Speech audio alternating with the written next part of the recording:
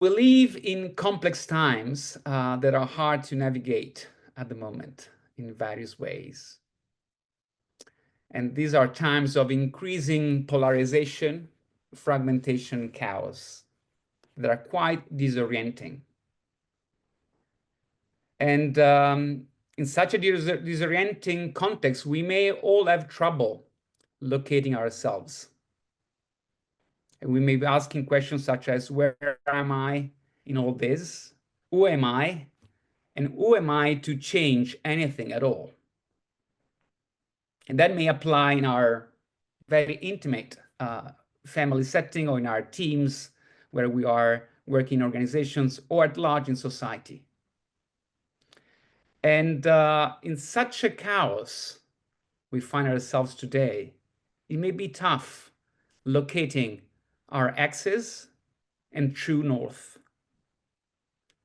And we may feel lost without a compass to use, particularly when it seems that it's rather pitch dark out there and there's no light to be seen within reach.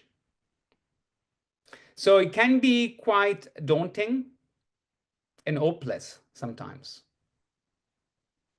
And it might be easier to give in all to outside fear rather than reignite a spark of light inside. And even believe that our society is at a tipping point on the verge of a precipice in the arc of evolution. And yet, as a group, as individuals, we are much better than this. As an influential economist and thinker, Fritz Schumacher, many years ago warned us that as a species, we are now far too clever to survive without wisdom.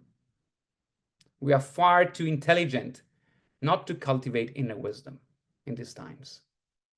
That is truer than ever. So to some extent, and on various degrees, we all are searching for guidance, for new answers. And we may be looking for someone or something to lead us through the chaos, through the uncertainty, through the darkness, into the light.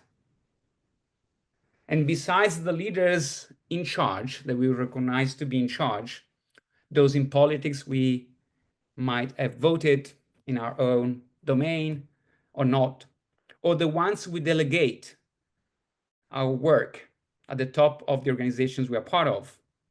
When it comes to us to choose, how do we lead our lives? And how do we lead by examples? And what do we trust to make the right choices and decisions for ourselves, for others, for the world? And are we to look into an external artificial, maybe intelligence, or into an internal intelligence we may call wisdom, as a space where we can calibrate our inner compass to reorientate and take the right choices and actions?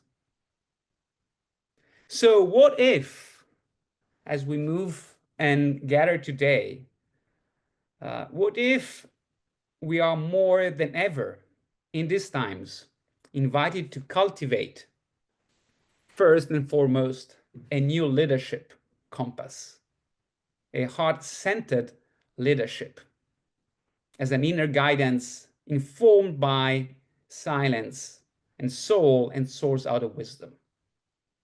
So this is the big question we will ponder today, and what it means to reorientate to inner guidance in these times, individually, collectively, globally. And where to find the inner resources, how to access and calibrate an inner compass to guide us to reorientate amidst uncertainty and chaos.